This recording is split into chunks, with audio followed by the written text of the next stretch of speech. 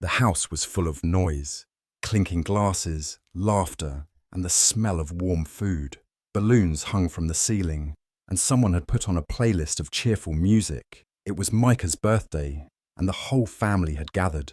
Everyone seemed happy, talking over each other, telling stories, hugging and eating. Eli stood near the back door, holding a plastic cup of soda. No one had really spoken to him since he arrived. A few nods, maybe a polite, "Hey," but nothing more. He had brought a gift for Micah, carefully wrapped, but it was still sitting unopened on a side table. His mother, Deborah, moved through the room like a queen, smiling, loud, in control. She laughed at everyone's jokes, especially Micah's. Eli watched her from a distance, remembering how different she looked when it was just the two of them years ago. Cold, distant, always disappointed. Jenna, Micah's teenage daughter, stood at the center of a group, telling some story. She had her father's confidence and her grandmother's sharp tongue. She was laughing, showing off, enjoying the spotlight. Then she said it. "If you disappeared today, no one would even notice." People laughed. A few turned toward her, a little surprised. She laughed too, as if it were just some dark joke. Eli froze. His heart thudded in his chest. The sentence hit him like a slap. He'd heard those exact words before, years ago, from his mother. He had been 12. She said it during an argument when he had asked her why she never came to his school events. He hadn't told anyone about that moment. He had buried it so deep, it felt like part of a bad dream. But now, hearing Jenna say it, like it was a joke passed down, made him feel sick. No one looked at him. No one even realized what had just happened. Eli set down his drink and quietly walked out the back door.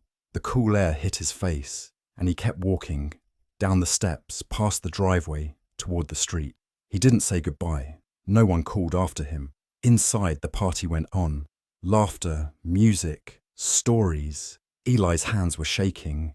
His eyes burned, but he didn't cry. He just walked, one step at a time, trying to breathe, trying not to let the pain swallow him whole. He wasn't angry at Jenna. Not really. She was a kid. She didn't know what those words meant, but someone had taught them to her, and that someone knew exactly what they were doing. Eli Walker grew up in a house where he was always the one at fault. If something broke, if someone cried, if anything went wrong, it was Eli's fault. That's what his mother, Deborah, would say. Even if it clearly wasn't true, she found a way to twist it until it sounded like it was. And after a while, Eli stopped arguing. He just accepted it. Micah, his younger brother, was the favorite. Deborah smiled at him more, touched his hair, clapped for him at school plays. When Micah forgot to do his homework or got into trouble, Deborah would shake her head and say, "Boys will be boys." But if Eli made the smallest mistake, like leaving his shoes in the hallway, he'd hear about it for days. Deborah never hit Eli. She didn't have to. Her voice was enough, cold, sharp, always reminding him he was a problem. "You make things harder than they need to be," she'd say. Or, "Why can't you be more like your brother?" Eli learned to stay quiet, to keep out of the way. He stayed in his room a lot, reading, playing video games, and drawing. He got good grades, but no one praised him. When he showed his report card, Deborah would say, "That's what we expect from you," and move on. Now Eli is 33. He works in IT for a small company. He's good at fixing things, computers, wires, software, but he's not close to anyone at work, except Ava. Ava is different. She listens when Eli talks. She asks how he's feeling and waits for a real answer. They started off as co-workers, but over the years, they became friends. She often tells Eli he's too hard on himself, that he needs to take up more space in his own life. "Stop disappearing," she said once. "You're allowed to be seen." Eli didn't know how to answer that. Being invisible was something he'd gotten used to. At family gatherings, he still stood at the edges, quiet. He always offered to take the family photos, just so he wouldn't have to be in them. Micah is now a successful real estate agent. He's married with 2 kids. He shows up at family events with big smiles, funny stories, and expensive gifts. Everyone loves him. Deborah tells people he's her pride and joy. Eli never brings anyone to family events. He tells himself it's easier that way. No awkward questions. No one to feel out of place. But the truth is, he doesn't want anyone to see how invisible he becomes around his family. He eats most of his dinners alone. He knows the takeout places in his neighborhood by name. He watches TV in silence and scrolls through photos of people smiling at weddings, parties, beach trips, and wonders if they ever feel the way he does. Sometimes, Ava texts just to check in. She sends jokes, asks about his day, reminds him he's not alone. He tells her he's fine, even when he's not, but something in her words always sticks with him. He remembers one conversation especially. They were sitting outside during lunch break, and Ava said, "You've spent your whole life thinking you're hard to love. That's not true. Someone just convinced you of it." Eli looked away. He didn't want her to see how much that hurt, or how much he wanted to believe her. He never tells Ava everything, not about the time his mother told him, "If you disappeared today, no one would even notice," not about the cold silence that followed when he cried, not about the nights he stayed awake, wondering what he'd done wrong to deserve being treated like he didn't matter. But the pain is still there, sitting just under the surface, and after what Jenna said at the party, it's starting to rise. That night, Eli couldn't sleep. The words from the party played again and again in his mind. "If you disappeared today, no one would even notice," felt like poison. It wasn't just what Jenna said, it was where it came from. He knew those words. He had heard them before, from someone who was supposed to love him. He sat on his bed, still dressed from the party, his hands clenched on his knees. The apartment was quiet. The clock on the wall ticked softly. The only light came from a small lamp in the corner, casting long shadows. After a while, Eli got up and opened his closet. On the top shelf, hidden under an old blanket, was a box. He hadn't touched it in years. Inside were a few photos, drawings from when he was a kid, and letters from his father. His father had left when Eli was 13. Deborah said he walked out on them, that he didn't want to be a father anymore. Eli had believed her. What else could he do? He had cried alone in his room for weeks. No one talked about it after that. He picked up the letters, his hands shaking slightly. They were yellowed at the edges, but still neat. He opened one and began to read. The words hit him like a wave. In the letter, his father wrote about how hard it had been to leave, how Deborah told him to go, that Eli didn't need him, that she would tell everyone he was unstable if he tried to come back. "I didn't leave you, Eli. I wanted to stay. I tried, but she made it impossible." Eli felt something crack deep inside him. He sat there for a long time, reading the letter over and over. A part of him that had been asleep for years was waking up. All the guilt he had carried, all the thoughts that he wasn't good enough, that his own father had left because of him, they were built on lies.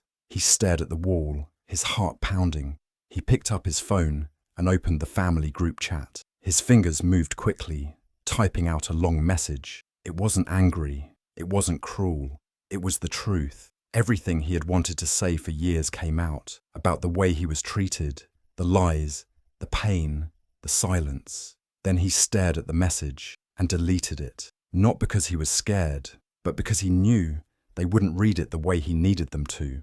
Words on a screen could be ignored, twisted. This had to happen face to face. He set the phone down, stood up, and looked at himself in the mirror. His eyes were red. His face looked tired, older somehow. But for the first time, there was something else in his reflection. A spark, a decision. He wasn't going to be silent anymore. Eli didn't wait long. The next day, he drove straight to Micah's house. He didn't call first. He didn't plan what to say. He just knew he couldn't keep it inside anymore. Micah answered the door with a smile that faded the second he saw Eli's face. "What's going on?" he asked, stepping aside to let him in. Eli walked in, quiet but firm. The house was warm, clean, full of framed family photos. Micah's wife and kids weren't home. "Good. I need to talk to you," Eli said. Micah raised an eyebrow. "Okay, what about?" Eli looked at him for a long moment. "Do you remember how many times you let me take the blame for your lies?"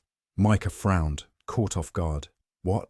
Eli didn't look away. "When we were kids, you broke Dad's radio. I got grounded. You snuck out and blamed it on me. You made up stories, and Mum always believed you." Micah shook his head. Come on, Eli. That was years ago. We were just kids. It didn't stop when we were kids, Eli said, his voice low. You knew what she was doing to me, and you let it happen. Micah gave a short laugh. You're being dramatic. Mum was strict, yeah, but she did her best. You've always been too sensitive. That word hit Eli like a slap. I'm not being sensitive, Eli said. I found a letter from Dad. He didn't leave us. She forced him out, lied about it. Micah's smile dropped completely. What letter? She told him to go, told him I'd be better off without him. Then she told me he walked out because he didn't care. Micah went quiet. His face changed, but he said nothing. You knew, didn't you? Eli asked, the words cutting like glass. Micah didn't answer right away. Then he muttered, I heard something. A long time ago. I didn't want to get in the middle. Eli stared at him. You let me believe I wasn't worth staying for. You let me carry that. Micah stood up, walking toward the window. I didn't know what to do. Mum's hard to deal with. You know that. Eli shook his head slowly. You didn't want to lose your place as the favorite. Micah turned. Don't do that. I'm not doing anything. I'm telling the truth, Eli said. Then he walked out. Next, Eli drove to his mother's house. Deborah answered the door with her usual calm face. She was wearing a soft sweater and smelled like lavender, like she always did.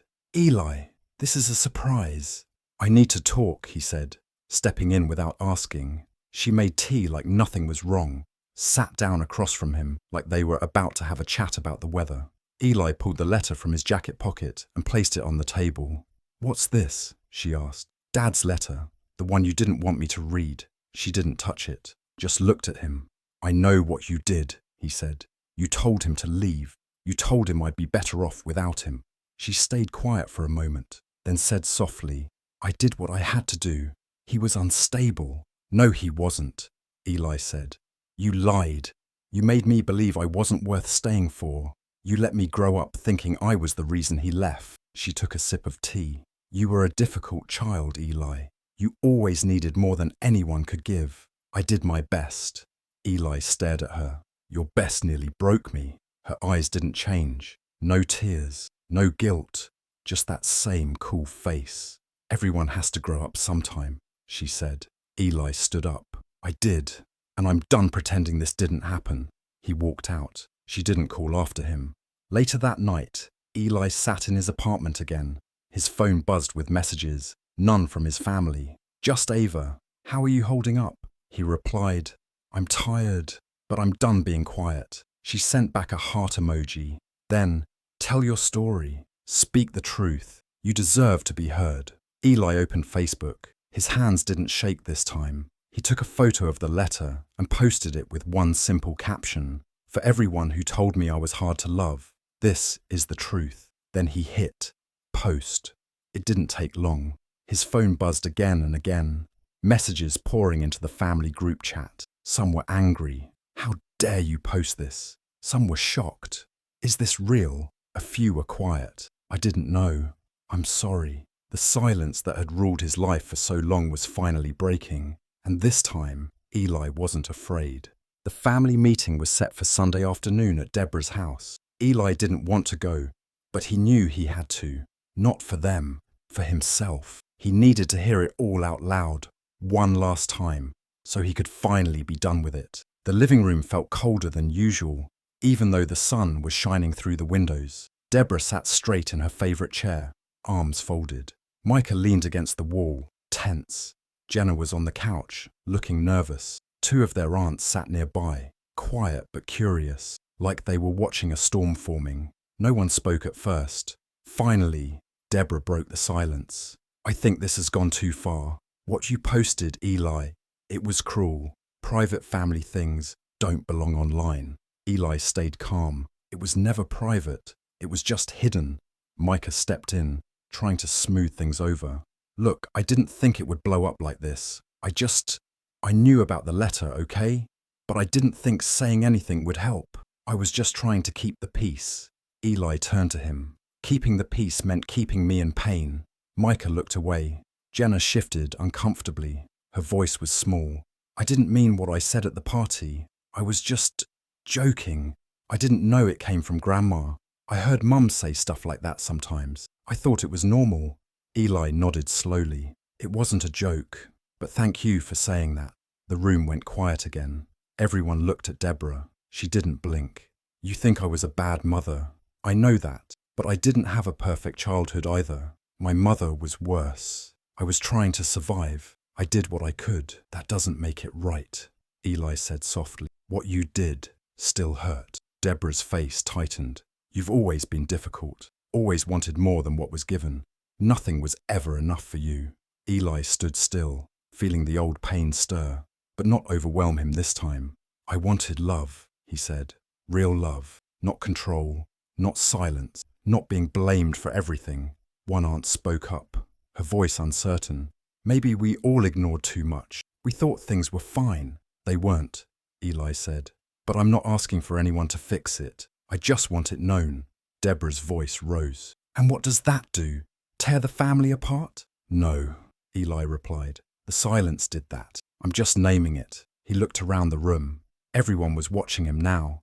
Some looked guilty, some confused. Deborah looked angry, but tired. Eli took a breath. The cycle ends with me. No one said a word. He turned and walked to the door. No one stopped him. No one called after him. He stepped outside into the quiet afternoon air, the sunlight warm on his face, and he didn't look back. After the meeting, Eli made a quiet decision. He wouldn't talk to his mother again. There was no point. She didn't see what she had done, and she never would. He didn't hate her. He just didn't want to carry her anymore. Micah reached out a few times. They had short talks, mostly polite, sometimes awkward. Eli didn't open up the way he used to. He didn't ask for anything. He didn't expect anything. He had learned to protect his peace. Now, every conversation came with a boundary. If Micah crossed it, Eli ended the call. Ava stayed close. She checked in, asked how he was doing, and listened without trying to fix him. One night, while they were eating dinner in her kitchen, she said, "You should try therapy. You've been carrying a full heart alone for too long." Eli thought about it for a few days. Then he looked up a therapist, booked an appointment, and started going every week. At first it felt strange, talking about himself, saying things out loud he had only whispered in his mind. But little by little, it helped. He learned how to name his feelings. He learned that it was okay to be angry, that it was okay to be sad, that he didn't have to feel ashamed for needing care. A few weeks later, he joined a support group. Everyone in the room had stories like his, stories of feeling invisible, of being blamed, of growing up in houses that looked normal on the outside, but were full of silence and pain. Eli didn't feel so alone anymore. He also took time for himself in a way he never had before. One day, he booked a solo trip to a quiet cabin near the mountains. He packed light, just clothes, books, and a camera. It was the first vacation he had ever taken. The mornings were quiet. The nights were calm. He made coffee, sat on the porch, and let himself just be. He started writing again too. A blog, simple and honest. He called it The Invisible Sun. He wrote about growing up in a home where love had rules. He wrote about the words that stuck in his skin like splinters. He wrote about healing, about choosing himself, even when no one else did. People found the blog. They left comments. Some shared their own stories. Others just said, "Thank you." It didn't make the pain disappear, but it reminded Eli that he wasn't broken. He wasn't alone. He never spoke to Deborah again. He didn't send her messages. He didn't wait for an apology. He didn't forgive her, but he forgave himself. He let go of the shame he had carried for years. He let go of the need to be understood by people who never tried to understand him. And for the first time in his life, Eli started living without apology.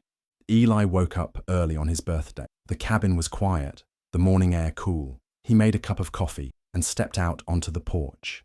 The trees swayed gently in the breeze. Birds chirped in the distance. Everything felt still and peaceful. He sat down, wrapped his hands around the warm mug, and looked out over the hills. No noise, no drama, no pretending. His phone buzzed beside him. He picked it up and saw a message from Jenna. "I notice you now.